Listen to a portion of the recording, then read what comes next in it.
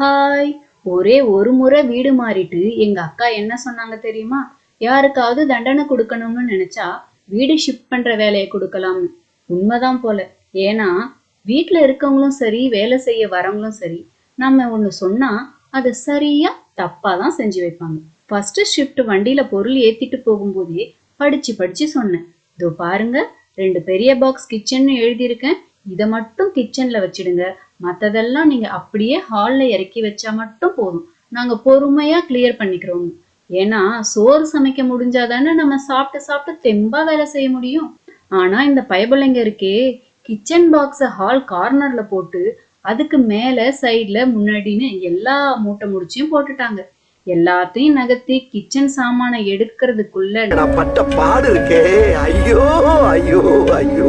அப்புறம் என்ன, நைட்டு 11:15க்கு தான் தோசை ஊத்தி சாப்பிட்டோம். பேய் மாதிரி.